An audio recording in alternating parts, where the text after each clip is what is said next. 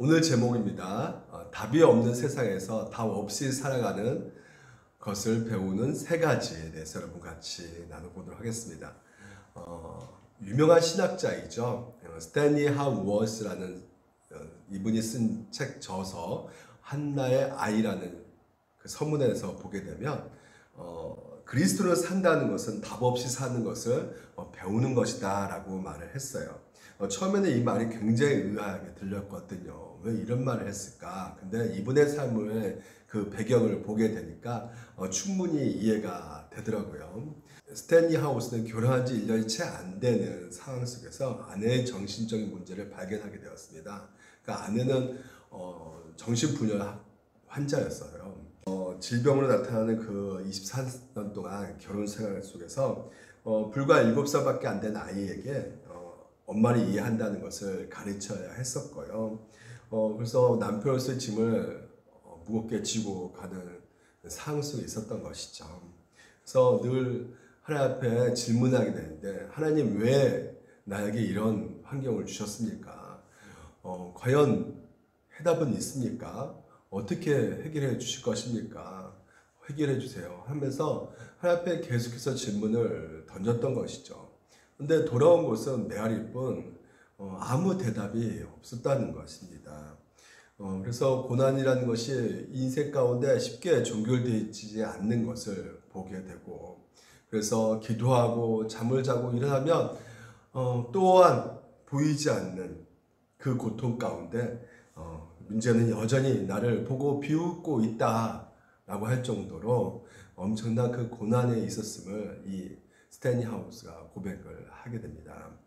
24년 동안 이제 결국 이제 함께 하면서 그 후에 이 아내가 망상증에 이제는 걸려서 남편에게 다른 남자와 결혼할 테니까 이혼을 해달라고 강요하고 나서 결국은 더 상태가 나빠지기 전에 아내를 놓아주게 되는 것이죠. 그래서 긴 세월이 지나고 나서 또한 새로운 여자를 만나 저는 또한 행복한 결혼 생활을 다시 시작하게 되는데요.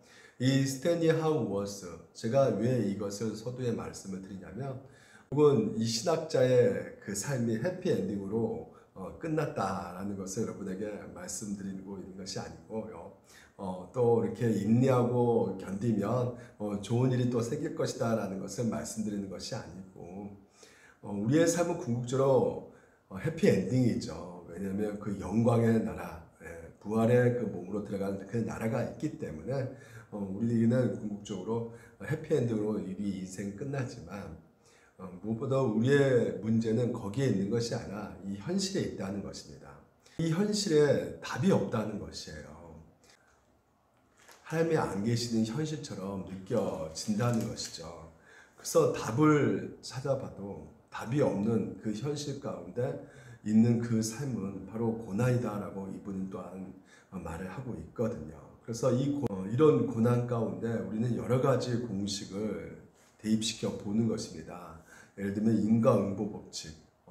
내가 뭔가를 잘못해서 뭔가 죄를 지어서 이렇게 내가 이런 고난을 받고 있지 않는가라는 생각도 해보게 되고요. 물론 하나님의 자녀는 특별하게 그 범죄 가운데 징계를 하시는 하나님이시지만 궁극적으로 내 삶 속에서 이 고난에 대해서 자꾸만 내 자신의 원인을 파악해서 내 자신의 원인을 추적해가지고 근본적인 문제를 찾으려고 하는 이 모습은 좀처럼 드러내고 싶지 않기 때문에 교회에서도 나의 약점, 나의 실패, 나의 문제를 밝히지 않고 좀 자랑할 만한 것만 얘기를 하는 우리 신자들도 굉장히 많이 있지 않겠어요? 그런데 기독교 신앙은 현실을 도피하는 것이 아니죠. 기독교 신앙은 철저히 현실을 기반하고 있는 것입니다. 그래서 믿음으로 산다는 것은 현실을 외면하고 거부하는 것이 아니라 우리가 몇 가지 정도 고민하고 생각을 해보게 되는 것입니다. 답이 없는 이 고난의 삶 가운데 우리는 무조건 대답을 찾고 어떤 결과를 주목하게 되는데요. 우리가 욥기를 보게 되면 대답과 결과를 주목하기보다는 그 과정을 통해서 하나님을 어떻게 만나는가에 대해서 설명하고 있거든요. 그래서 여러분과 같이 오늘 이 시간 제목은 답 없는 세상에서 답 없이 살아가는 삶의 세 가지를 여러분과 같이 한번 오늘 이 다니엘서 본문을 통해서 살펴보도록 하겠습니다. 답 없이 살아간다는 것은 결코 그냥 아무 생각 없이 살아가는 것이 아님을 오늘 여러분과 미리 말씀을 드리는 것이고요. 그래서 우리가 하나씩 하나씩 살펴볼 때 이런 것에 있어서 우리가 보이지 않지만 하나님께서 이렇게 우리 가운데 일하고 계시구나 하는 것을 여러분 경험하시고 또 한 주 동안 승리하며 걸어가기를 주님 이름으로 축원드립니다. 먼저 첫 번째는요. 답 없이 살아가는 것을 배우는 한 가지 중에서 바로 하나님이 일하고 계신다는 거예요. 답 없는 것 같지만 하나님께서 일하고 계신다는 것을 우리가 배워야 한다는 것입니다. 여러분 이 타이타닉호 아시죠? 오늘 본문 내용과 좀 밀접한 관계가 있어서 여러분에게 보여드리는 것인데요. 이 1912년 4월 10일 날 이제 첫 출항을 하게 되죠. 인간이 만들 수 있는 최고의 그 모든 힘과 기술을 동원해서 만든 배였기 때문에 불침선, 이 별명이 그래요. 절대 침몰하지 않는 의미로 별명을 붙였거든요. 그런데 첫 항해에서 북극에서 흘러나온 빙하를 발견하지 못해가지고요. 그래서 항구에 한 번도 도착해보지 못하고 침몰을 하게 되었죠. 거기에 내가 절대로 침몰하지 않을 것이다 라는 그 믿음을 가지고 있었기 때문에 이 구명선이 별로 없었어요. 그래서 무려 승객과 승무원 2,200명 중에 1,500명이 희생을 당하게 되었습니다. 특이한 것은 이 배가요, 빙하 부딪혔다는 거 거기 있는 승무원과 승객들은 다 알고 있었어요. 근데 침몰할 것이라는 생각은 대부분 하고 있지 못했기 때문에 많은 사람들이 선상에서 파티를 계속 진행하고 있었고요. 배와 부딪혀 떨어진 빙하 조각을 가지고 간판에서 축구 시합까지 했다고 해요. 자신의 위스키에 잉하 얼음을 넣어가지고 마시려고 이렇게 얼음을 또 이렇게 갖고 있었던 분도 있었다고 해요. 그 당시에 인간이 발명한 최고의 걸작품 이 타이타닉호. 많은 돈을 들여서 만들었던 배였기 때문에 그 견고함을 신뢰할 수 있었던 것이었죠. 근데 얼마 지나지 않아 자신의 믿음이 잘못된 믿음이었다는 것을 배가 침몰하고 나서 죽은 사람의 사망자 수를 확인하고 나서 알게 되었다는 것입니다. 타이타닉호에 대한 믿음이 그들의 생명을 잃어버리게끔 만든 것처럼 바벨론 성, 이 견고한 성을 신뢰했던 바벨론 통치자 바로 벨사살이라는 인물이 어떻게 망하는지를 오늘 여러분 이 본문이 잘 보여주고 있습니다. 그래서 이 벨사살은 어떻게 소개되어주고 있냐면 이렇게 소개되어주고 있어요. 1절에 보니까 벨사살 왕이 그의 귀족 1,000명을 초대해가지고요 이제 파티를 합니다. 술 마시는 파티를 해요. 귀족 파티를 합니다.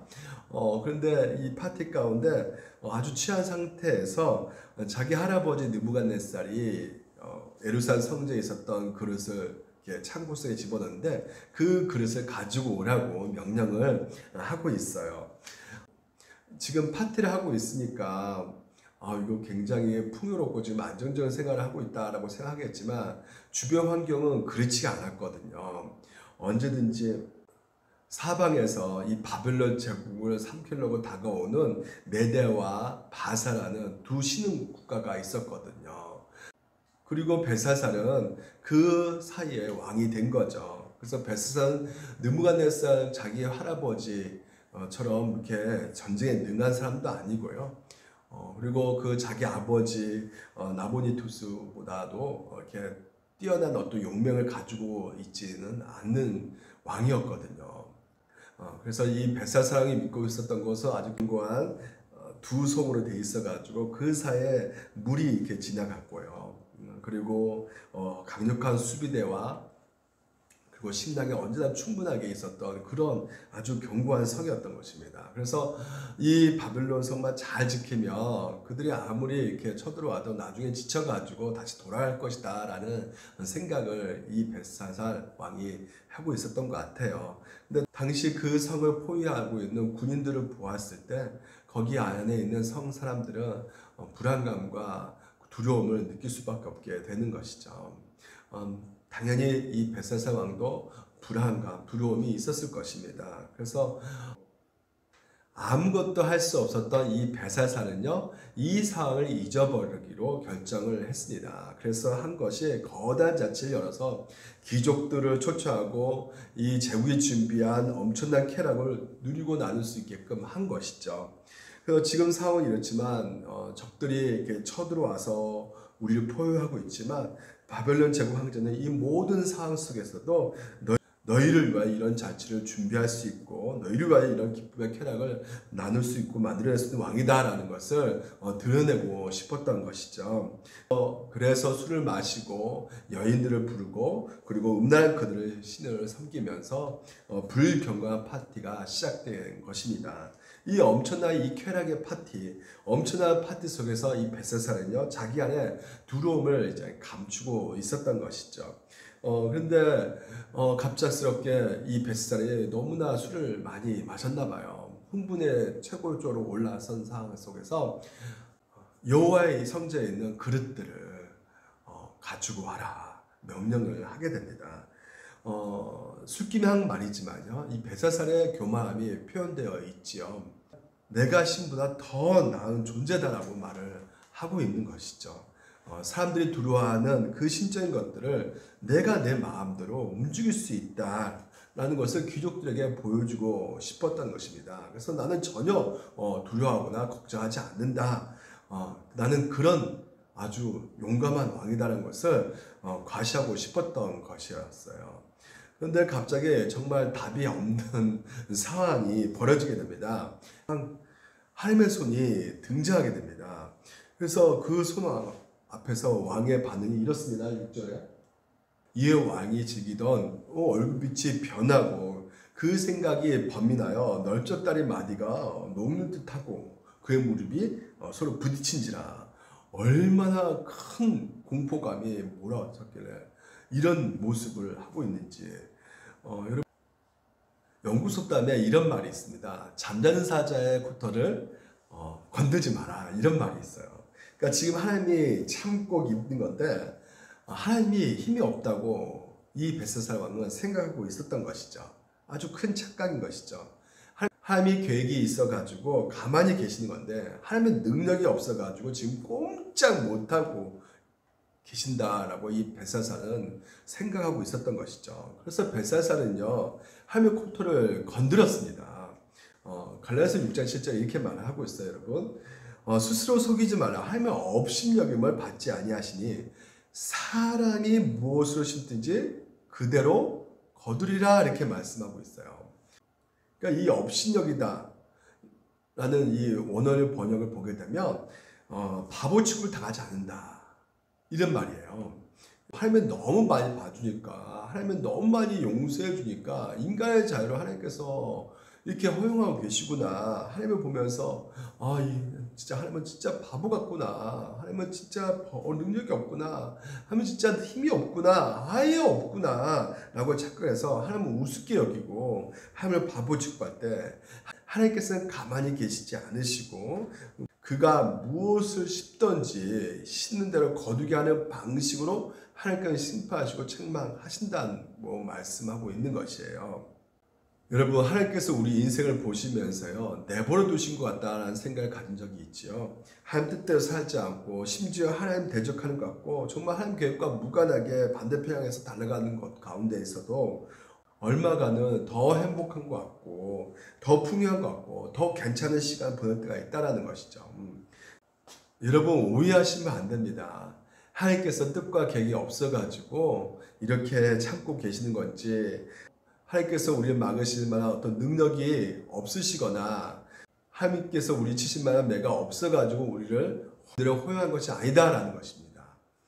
하나님 우리를 용서하시고 우리를 기다리시고 하나님께 우리를 기회 주신 시간이, 우리는 우리 뜻대로 살지만 그럼에도 불구하고 하나님의 책망이 없는 그런 시간인 것입니다.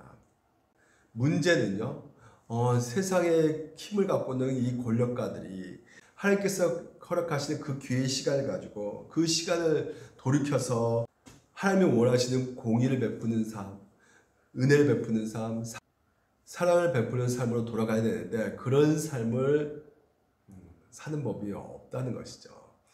오히려 점점 더 상태가 심각해져 가지고요. 하나님 언제 하늘 내신가 한번 보자 라면서 계속해서 하나님의 코터를 이제 이렇게 건드는 것이죠. 그 결과가 어떻습니까? 진노하시는 하나님 앞에 서게 된다는 것이죠. 오늘 이 세상도 마찬가지입니다. 세상은 하나님을 인정하지 않습니다. 세상은 하나님을 무시합니다. 세상은 하나님을 우습게 알고 세상은 하나님이 없다고 가르치고 있단 말이죠. 그러나 그럼에도 불구하고 이 세상이 유지할 때가 있습니다. 왜 그럴까요? 하나님 뜻과 계획을 가져도 기다려주는 시간이 있기 때문에 그래요. 그럼에도 불구하고 이 유지의 시간이 있음에도 불구하고 끝까지 계속해서 하나님을 우습게 여기며 어떤 일이 벌어지겠습니까? 하나님의 손이 나타나고요.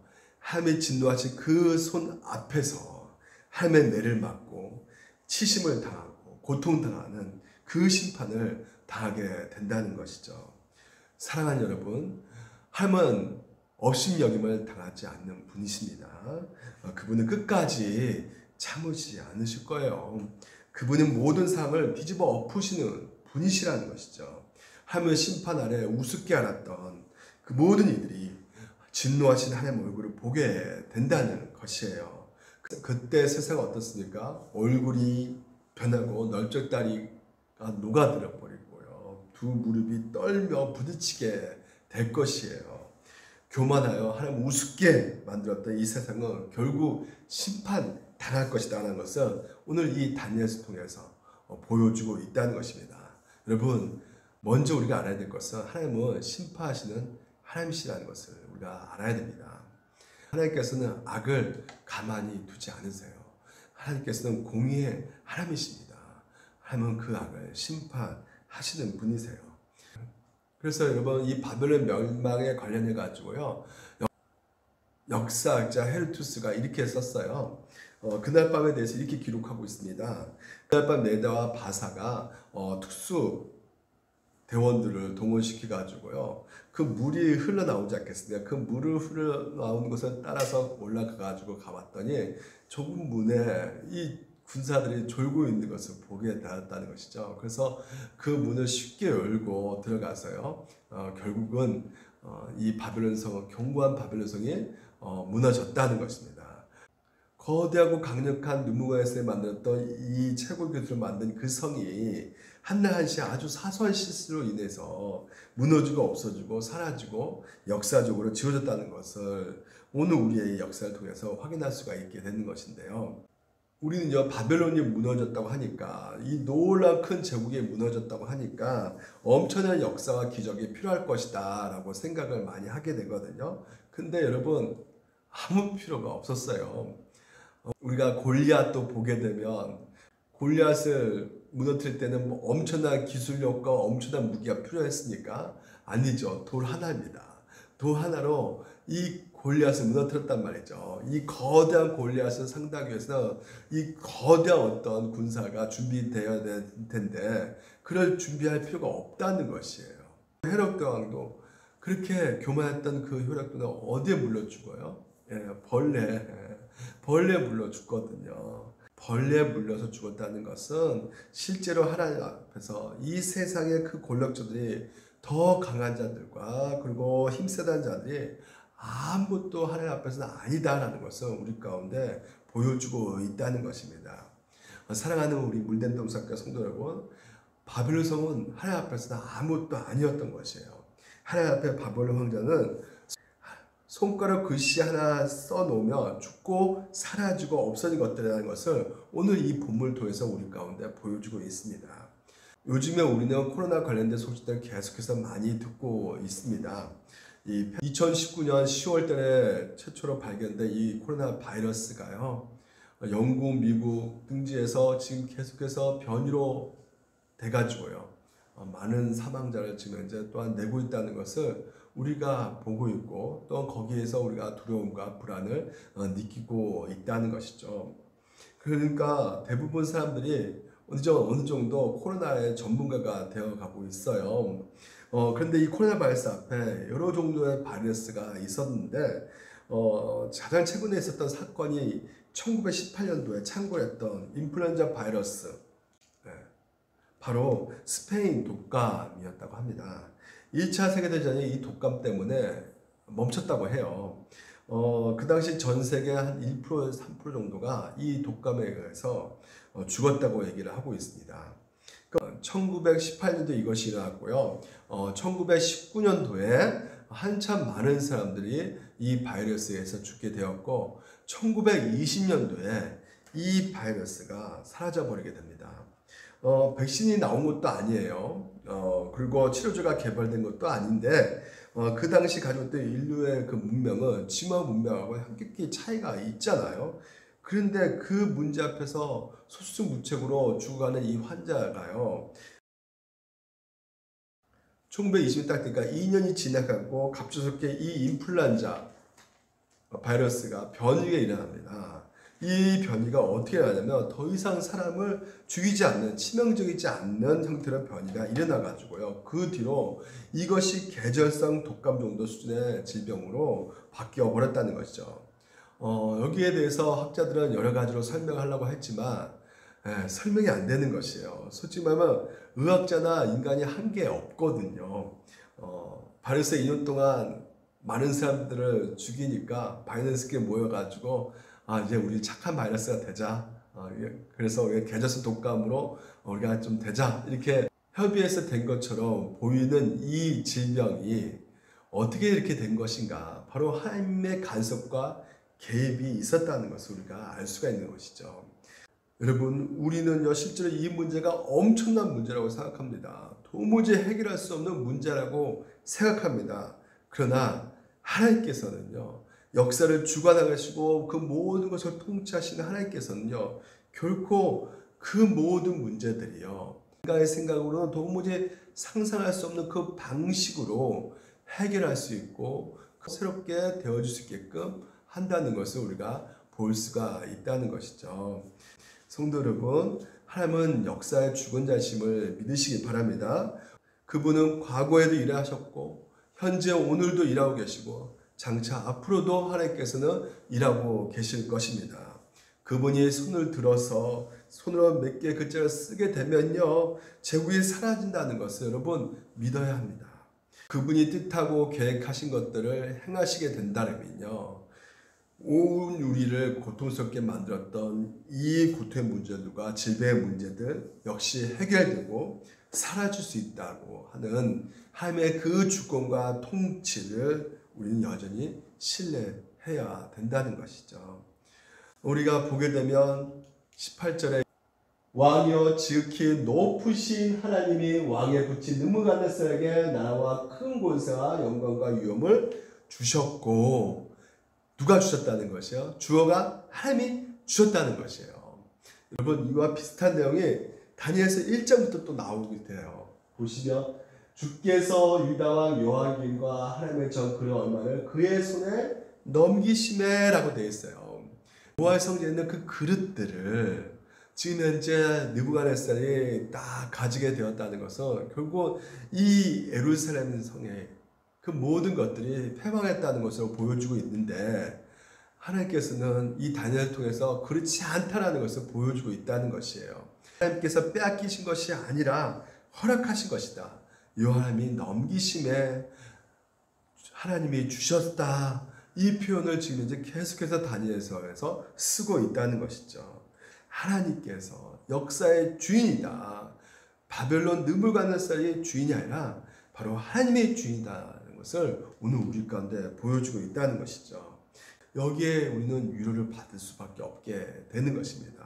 도무지 해결할 수 없는 그 상황 속에서 답답함을 느꼈을 때 여러분, 우리에게 위로가 되는 것은 여호와 하나님께서 넘기심에, 이 표현이요, 오늘도 우리가 알 수 있기 때문에 비록 우리 삶 속에서 여전히 마음 같고 여전히 무너진 것 같지만 결코 예루살렘이 망하지 않는 것처럼 우리도 망하지 않는다는 것을 우리가 볼 수가 있기 때문에 우리에게 위로가 되는 것이에요.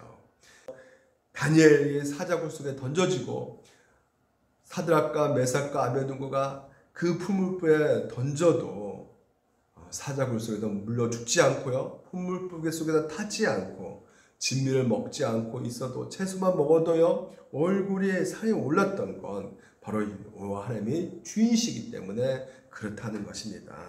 느부갓네살 왕이 하나님의 성제에 있었던 그릇들을 자기의 신이 모셨던 그 보석 창고에 들어왔다는 것은 결국은 이 느부갓네살 왕이 그릇을 귀하게 여기서 보물찾기에 넣은 것이 아니고요. 이것은 오히려 질밥았다는 것이죠. 그래서 하나님의 백성들은 이렇게 생각했을 것입니다. 망했다. 이젠 졌다. 이렇게 생각했을 것이에요. 하나님이 떠날 줄 알았는데, 하나님이 죽을 줄 알았는데, 오늘 보니까 주께서 그릇들을 그들의 손에 넘기셨다는 것이에요. 그러니까 여러분, 실패가 아닌 것이죠. 망한 게 망한 것이 아닙니다. 여러분, 예수님 십자가를 보십시오. 예수님도 누구에게 넘기신 것이 하나님께서 세상에 넘기신 것이죠. 로마 병사에게 달리게 하셨고 유대인에게 팔리게 하셨고 세상에 넘겨줬지만, 그래서 예수님이 실패한 것으로 우리가 알았지만요, 사실은 하나님께서 얼마 동안 넘기심에 결국은 그 예수를 통해서 부활하게 함으로 말미암아 모든 인류를 구원하기 위해서 하나님께서는 그 손에 넘겨주셨다는 것입니다. 여러분, 오늘 우리가 겪고 있는 이 고난 속에서 하나님께서는 왜 나를 이 고난 가운데 넘겨주셨는가라는 생각을 해봤을 때 의아할 수 있지만요, 그럼에도 불구하고 우리 가운데서 하나님의 섭리 때문에 용기와 희망을 가질 수 있게 되는 것입니다. 오늘날 요즘 교회의 순환 시대라고 합니다. 많은 교회가 지금 현재 힘들어하고 있어요. 그 누구도 교회가 크게 성장될 것이라고 생각하고 있지 않습니다. 현상적으로 보아도 문을 닫는 교회가 굉장히 지금 현재 많이 생겨나고 있고 앞으로도 계속 생겨날 것입니다. 2020년에 무려 작은 교회 3,000교회가 문을 닫았다고 하고 있어요. 교회를 떠난 사람들이 계속해서 속출하고 있습니다. 근데 여러분, 이렇게 어려움을 겪고 있는 상황 속에서 교회들이 계속 욕을 얻어먹고 있죠. 바로 우리의 죄악 때문에, 우리 죄 때문에 하나님 앞에 바로 서지 않았기 때문에 하나님께서는 이 교회를 세상에 넘길 수 있을 것이란 말이죠. 하지만요, 교회는 결코 망하지 않습니다. 왜 그럴까요? 절박하고 절망스러운 그 상황 가운데도 주께서 얼마가 넘기심에 그 왕권을 주셨음에, 이 말이 오늘 우리 가운데 있기 때문에 유료가 될 수 있단 말이죠. 하나님께서는 그러한 상황 속에서도 다시 이렇게 세우시다는 하나님의 계획을 가지고 계시고, 비록 그것이 우리가 범죄함으로 인해서 우리에게 임했던 죄이라 할지라도 하나님은 결코 우리를 버리지 아니하시고 우리를 놓지 않으시고 기어코 다시 일으켜 세우실 것이라는 그 약속이, 그 하나님의 주권이 얼마나 넘기심에 그 지극히 높으신 그 권세를 주셨다는 것이 그 말 속에 담겨져 있기 때문에 여러분 가운데 그 어떤 상황, 어떤 고난 속에서도 낭망하지 않고 낙심하거나 포기하거나 그리고 손가락질하고 욕할 때가 아니라 오히려 담대하게, 오히려 담대하게 믿음을 지켜야 할 때인 것입니다. 그렇다 고난이 있는데, 불안한데, 너무너무 힘이 드는데 하나님께서 그렇게 허락하셨다라고 넘기셨다 이렇게 말씀하면 우리 가운데 생기는 그 원망 분노를 일으키기보다는 오히려 위로가 될 수 있는 것은 우리 죄악에도 불구하고 하나님이 떠나신 것이 아니고 우리 무능함에도 불구하고 여전히 하나님이 우리의 하나님이 되신다는 사실을 확인해주고 있는 것입니다. 그 하나님만이 우리의 힘이 되시고 소망이 되신다는 것입니다. 연약한 우리로서는 전혀 감당할 수 없는 그 삶의 무게 앞에 우리가 서 있습니다. 도무지 감당할 수 없는 삶의 무게 앞에 지쳐있는 우리들에게 주께서는 말씀하십니다. 이제 너희가 싫어졌다, 이렇게 말씀하시는 것이 아니라 내가 얼마를 넘겼다, 하나님이 그 왕권을 주셨다, 내가 범죄했기 때문에 내가 이제 이렇게 떠난다 라고 말씀하지 않으시고, 너가 나를 섬기지 않았기 때문에 내가 너를 어쩔 수 없이 버렸다 이렇게 말씀하지 않으시고요, 내가 얼마를 넘겼다. 내가 주었다. 이렇게 말씀하고 계신다는 것이죠. 그래서 바울이 말하기를 사방이 우겨쌈을 당하도 쌓이지 아니하고 답답한 일 당하도 낙심하지 아니하고 거꾸로 틈 당하여도 너는 망하지 않는다는 것입니다. 여러분, 우리는 망하지 않습니다. 우리는 끝나지 않습니다. 여러분, 이 확신 때문에 하나님 앞에서 담대하게 우리가 설 수 있게 되는 것이죠. 답이 없는 이 세상에서 답이 없이 살아가는 것을 배우는 세 가지 중에 하나는 바로 하나님께서 일하고 계신다는 것이에요. 이걸 믿으시기 바랍니다. 두 번째는 예수 그리스도 사랑이라는 것이죠.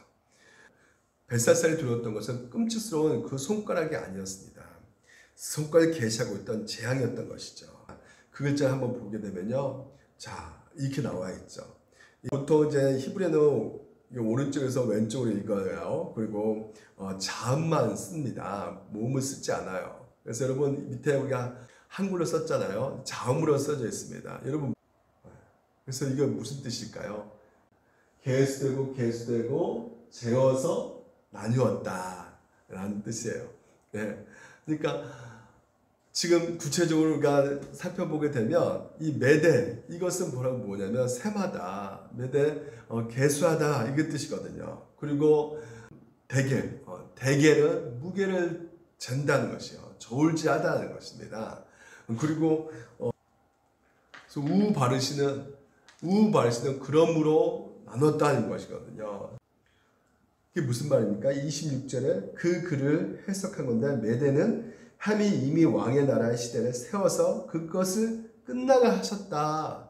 끝냈다는 것이요. 그러니까 몰랐죠. 벳사살은요. 설마 했겠죠. 근데 그날이 온 겁니다. 다 찬 거예요.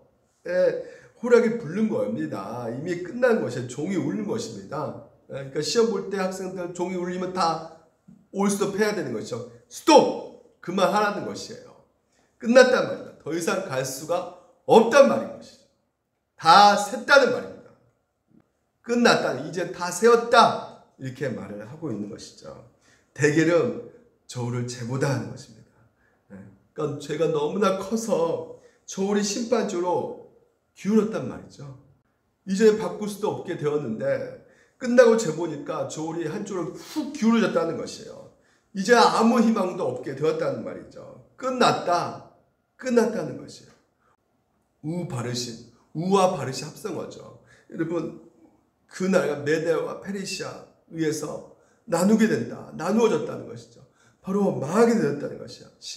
실제로 그날 밤 바벨론에 침공한 페르시아 군대에 의해서 벨사살 왕은 살해당합니다. 여러분, 벨사살이요, 술을 많이 마셨기 때문에 죽은 것이 아니에요. 때가 찼기 때문에 그렇습니다. 그러니까 아무리 나쁜 짓을 해도, 아무리 못된 짓을 해도요, 심판을 맞지 않는다고 인생을 그렇게 안심하고 살 게 아니라는 것이죠. 적당히 속이며 적당히 거짓말하면서 살아도 별일 하지 않으니까 심판이 없다고 할 수가 없는 것입니다. 때가 차면 동자하나도 저울이 기울이는 것이에요. 우리가 어떻게 살든지 때가 차는 그날, 때가 찼을 때, 이제 그만했을 때는 동자 하나로 그 저울이 기울어지게 되어 있다는 것입니다. 오늘날 한국교회가 세상 사람들에게 욕을 먹고 있으면서 끊임없이 자기 욕망과 자기 야망을 채우는데 교회가 계속해서 건물을 크게 짓고 있는 것입니다. 그렇게 못된 짓을 하면서 사업이 번창했다, 이거 하나님의 축복이다 라고 말할 수 있는 것이 아닙니다. 여러분, 하나님께서 복 주셔서 이렇게 되었다고 말할 때가 아니란 말이죠. 어느 날 매네라고 말씀하시고 그 다음에 대개라고 말씀하신 그 날이 오게 된다는 것이죠. 그리고 여러분, 바르시니 임하는 것입니다. 여러분 괜찮으시겠습니까? 아직 나는 살 날이 많으니까 괜찮아. 성경은요, 인간 중에 그 어떤 누구도 이 저울을 재보았을 때 펠사 사람이 한 사람도 없다라고 말하고 있어요. 모든 사람이 죄를 지었으니 하나님의 영광을 보지 못한다고 하나님께서는 표현하고 있단 말이에요. 얼마나 허무한 인생입니까? 인생을 마감하고 대결을 했을 때 아무도 뵐 수 없다니 얼마나 절망스러운 인생이겠습니까? 그런데 여러분, 메네메네 데게 우르바르시는 하나님께서 우리에게 하고 싶은 말이 아닙니다. 메네메네 데게 우르바르시는 다니엘의 주제가 아닙니다. 여러분, 인생 짧으니까 열심히 사십시오. 회개하십시오. 그러면 여러분의 심판이 면할 수 있습니다. 이런 얘기가 아니란 말이죠.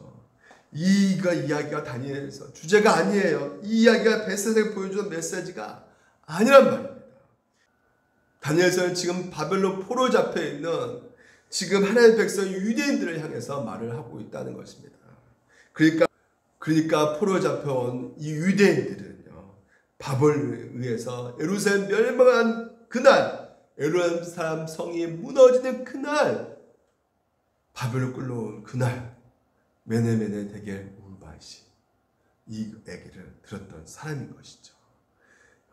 그래서 하나님의 그 날이 찼음에 그들을 측량하여 보니 나라는 망하였다는 메시지를 들었던 사람들이 바로 이스라엘 백성들이었던 것이죠. 그런데 주님께서는 이 다니엘서를 통해서 백살살은 그렇게 끝냈지만 이스라엘은 그렇게 끝내지 않을 것이다 라고 말을 하는 것입니다. 앞으로도 많은 시련과 많은 고난이 있을 거지만 이스라엘은 그렇게 끝내지 않을 것이다. 매대를 들으며 더 회개를 드려야겠죠. 이젠 제퍼라. 모든 인생은 그만이란 말을 들을 것입니다. 제 삶을 돌아보아도, 제 목표 현장을 보아도 정말 하나님 기준대로 살고 있는가 절대 못 미친다는 것이죠. 어림도 없습니다. 누구도 하나님 앞에 섰을 때 어떤 인생을 아무리 열심히 살았다 할지라도요, 아마도 부족할 텐데 저는 더 그럴 것 같아요. 저는 하나님 앞에 섰을 때 대기라고 말씀하시면, 이젠 제보라고 말씀하시면 저는 제가 압니다. 제가 얼마나 제 안에 숨겨져 있는 그 죄악이 가득 차 있는지 제 자신을 안단 말이죠. 그래서 이 숨겨놓고 좋은 점만 즐기고 있고 탐욕스러웠던 이 모든 것들이 하나님 앞에 재어졌을 때 얼마나 부끄럽게 산 것이 많은데 하나님께서 제보라고 말씀하시면 제가 정말 패스 도무지 할 수 없을 것 같습니다. 안 될 겁니다. 도무지 안 돼요. 그냥 떨어질 것 같습니다. 근데 더 두려운 말은 바르시, 나눠진다, 멸망하게 된다. 그런데 하나님의 기준에 미칠 수가 없어서 마지막 그날 저울이 기우는 것을 보면서 두려워 떨고 있는데 바르신, 이 바르신은 들리지 않는다는 것이에요. 할렐루야.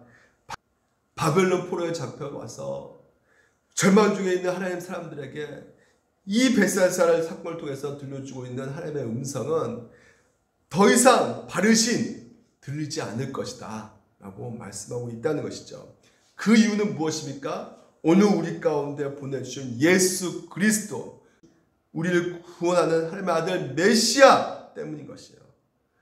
저울을 다며 기울 수밖에 없겠지만 심판을 기우는 이 저울을 용서로 기우도록, 하나님의 기우도록 할 하나님의 계획이 있기 때문입니다. 할렐루야. 우리가 보통 우리 예원이가 16km 나간다고 해요. 어린아이가 시소에 앉아있으면 그 시소는 진짜 너무나 재밌는 게임이 되는 것이죠. 혼자서 퉁퉁 튀면서 앉아서 열심히 뛰어보고 제 마음대로 조절할 수 있기 때문에 너무나 즐겁죠. 그런데요, 맞은편에 한 40kg만 안 된 아이가 앉아있으면요, 시소는 그때부터 재밌는 게임이 아니라 완전 끔찍한 게임이 되는 것입니다. 아무리 발버둥 쳐도 이 40kg 딱 아이가 앉으면요, 내려올 수가 없는 거예요. 저울이 이미 길어졌기 때문에 그렇죠. 여러분, 죄라는 것이 그런 거예요. 이 죄를 감당하는 능력이 인간에게 없어서요, 인간은 죄에 눌려서 공중에서 지금 바둥거리고 있는 것이죠. 나를 내려달라고 살려달라고 아우성치지만 내 힘으로는 내려올 수조차 없을 만큼이나요, 그 죄에 우리는 눌러 있다는 것이죠. 어차피 내려달라고 아무리 발버둥 치고 아무리 내려달라도 여러분 이 죄의 유혹과 죄의 무게를 여러분 견뎌낼 수가 없습니다. 이미 반대편에 무거운 죄가 들어앉아 있기 때문에 이것이 벨사살의 운명이고 이스라엘 백성들의 운명이고 오늘 우리의 운명이란 말이죠. 제발 좀 나를 내려달라고 뭘 하면 되겠냐고 온 힘을 다해서 발버둥 치지 마. 그 위에서 뛰어보기도 하고 굴러보기도 하고 온갖 힘을 써보기도 하지만요. 내려갈 수가 없는 것이요. 죄의 문제를 이길 수가 없어요. 그래서 이 아이가 다시 내려와서 안심할 수 있는 길은 그 아버지가 80km 정도 나거든요. 80km 어린이 그 옆자리 양보함으로 그 어린이 아이 편에 함께 앉아주는 것입니다.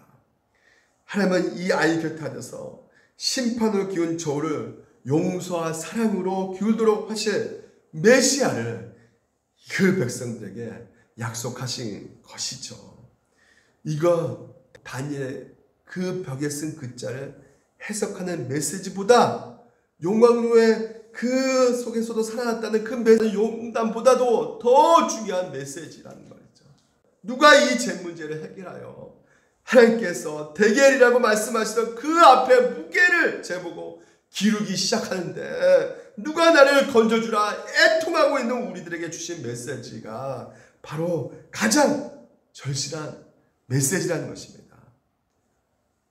메네메네 되게 우르바르시 이 말 듣고 바벨론 포로로 잡혀와서 이제는 이 이스라엘 백성들이 버림받을 줄 알았는데 그 백성들에게 하나님께서는 바르신 들려주지 않게 해주신다는 것이죠. 더 이상 그 음성이 들리지 않는 것입니다. 누구 때문에요? 예수님 때문에. 마찬가지로 죄의 무게 때문에 기울일 수밖에 없던, 그래서 아무런 소망이 없는 저와 여러분 그 앞자리에 예수 그리스도께서 오셨습니다. 그래서 그 모든 죄의 무게를 한 번에 해결하셨어요. 그 십자가의 피로 말미암아. 그래서 예수께서 오늘 우리 가운데 소망이 되는 것이에요. 그분만이 우리의 소망이 되시는 것입니다. 그래서 예수 그리스도 때문에 매대를 듣고 대개를 들어도 오늘 여러분 우리 귀에는 바리신이 들리지 않는 것이에요. 끝까지 우리가 견뎌낼 수 있게 되는 것입니다. 그래서 마지막까지 끝까지 최선을 다하면서 우리가 견뎌낼 수 있게 되는 것입니다. 왜요? 그날 그분의 등을 업고 하늘에 오를 수 있는 그 예수님이 우리 곁에 계시기 때문에 우리 앞서간 믿음의 선배들이 다 증언을 해주고 계시기 때문에 예수 그리스도 안에는 바르신 절대 나눠주고 정말 망하는 것이 없다라고 말씀하고 있는 것입니다. 그래서 우리에게는 예수 그리스도 안에 있는 자들에게는 결코 죽음도 두렵지 않는 것입니다. 우리가 죽음 앞에서도 담담히 있으면 매달이 있었고 대기도 있겠지만 바르시는 없을 것이기 때문에 그렇다는 것이에요. 이것이 바로 우리의 소망이 되는 것입니다. 대답이 없는 이 세상 가운데 진정한 참된 소망은 대답 없이 살아가는 것을 배우는 두 번째는 바로 하나님께서 우리를 사랑하시기 때문에. 그래서 저도 늘 상상해 보게 되는 것이에요. 원래 하나님께서 우리를 부르시지 않겠습니까? 숫자 다 찼다, 다 샜다, 그만, 다 샜다, 그만 하시는 그날 내가 아무리 열심히 뭔가를 하고 이룬다 할지라도 멈추게 된다는 것이죠. 저희 삶과 저희 사역이 이제 하나님께서 재보라 말씀하실 것이에요. 무기를 재보는데 하나님이 원하시면 이룰 수 없을 만큼 그 모습이 너무나 추악한 것이죠. 도무지 너무 무겁고 너무 불안하고 너무 전반적인 만큼 그만큼 저울이 길어져 있는데 그래서 내가 올바르게 정확하게 11조를 낸 것도 없고 주의 성서 내가 온전하게 지킨 것도 없고 내가 한 것은 아무것도 없는데 늘 부족하고 연약하고 실수가 많은 내 인생의 자리 앞에 예수님께서 앉으셔서 내 쪽으로 저를 기울게 하셨단 말이죠. 내 저울 쪽에 앉아 계셔서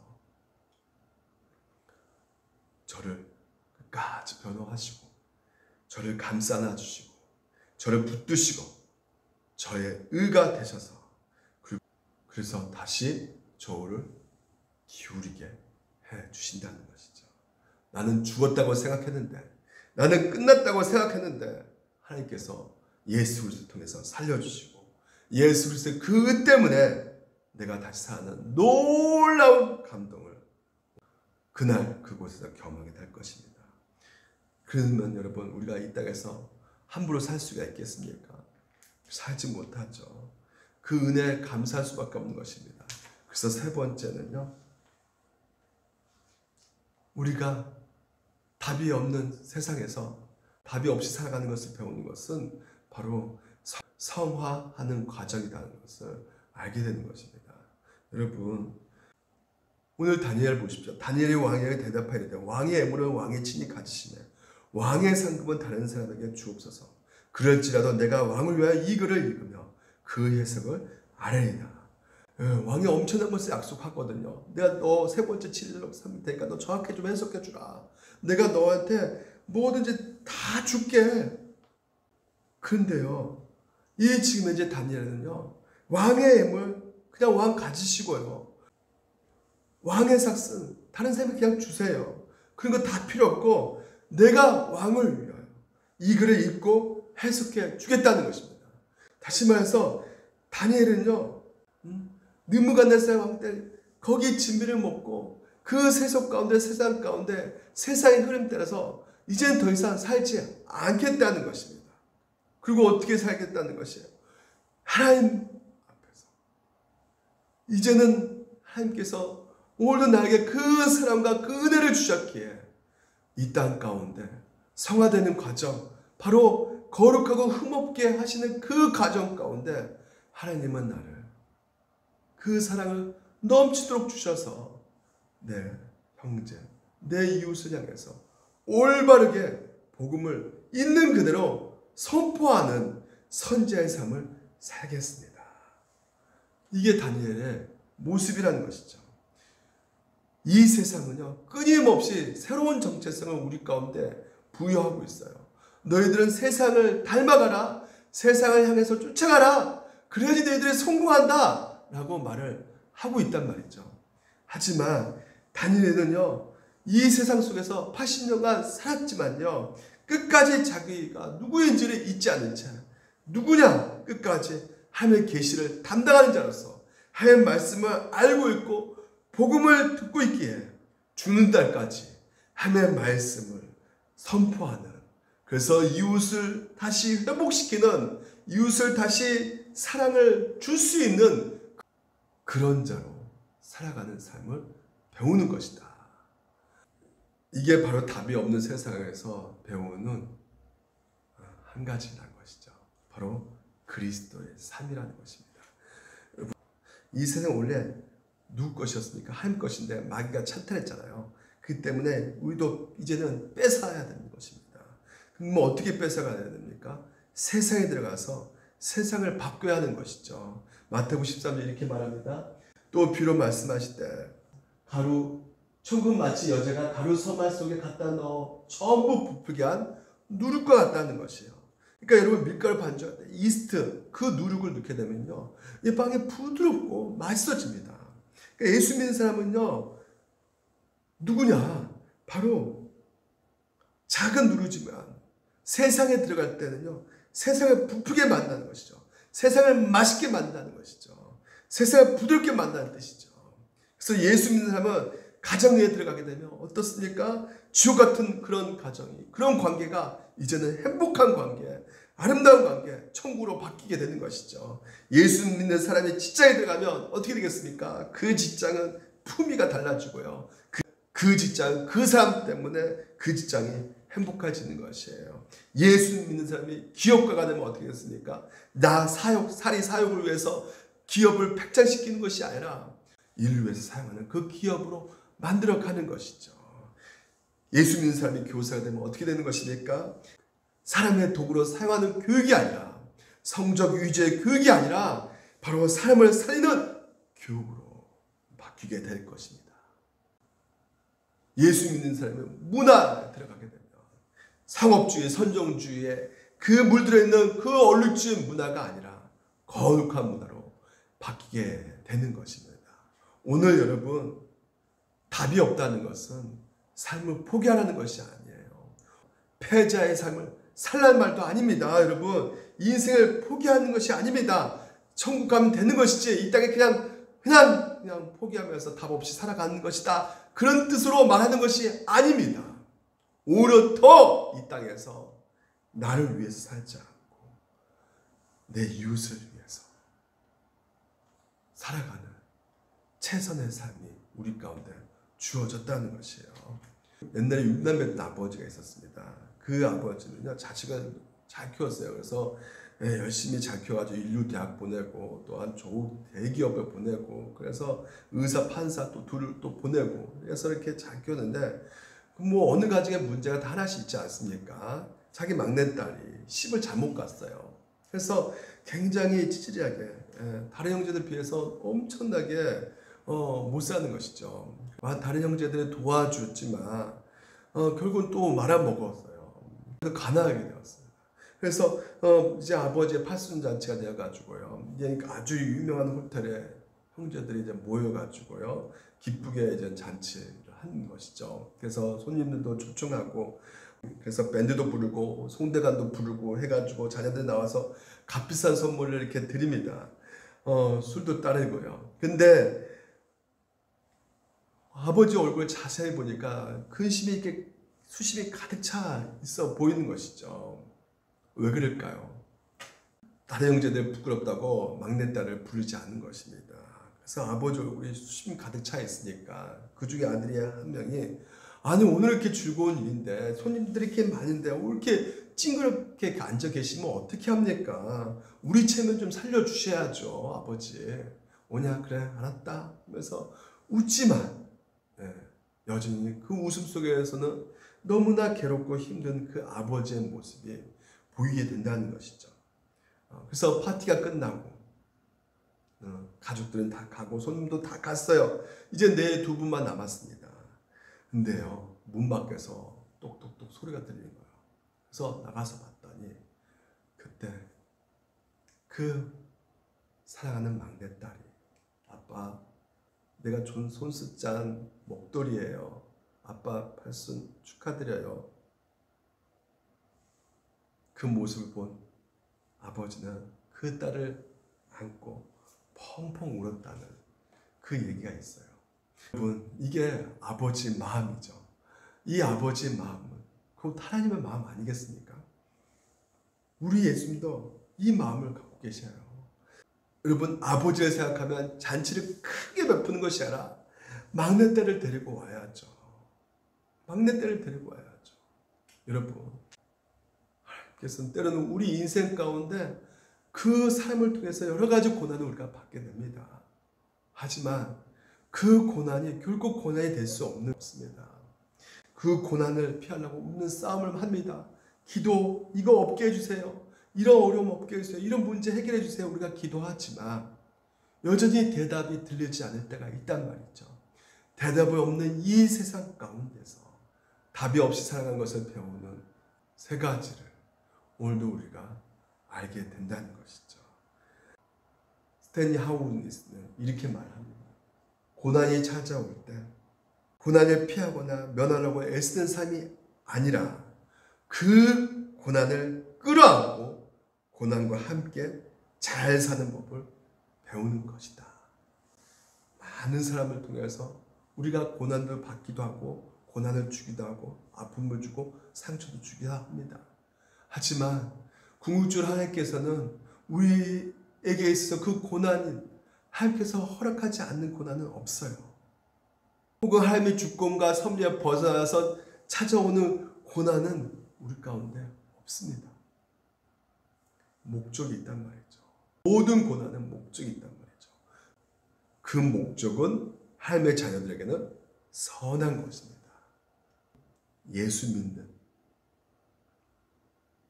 우리가 비록 작은 누룩이지만 우리가 세상 속에서 세상을 아름답게, 행복하게, 그리고 맛있게 만드는 그 삶이라는 것을 오늘도 답이 없이 살아가는 삶 가운데 배우는 것입니다. 결코 답 없이 살아가는 것은 패자의 삶이 아니고 아무 생각 없이 사는 삶이 아는 것입니다. 이 세 가지를 배워가는 삶인 것이죠. 그래서 한 주 동안 이 삶을 살아가는, 이 삶을 계속해서 배워가시는 여러분 되시기를 주님 이름으로 축원드립니다. 기도하겠습니다.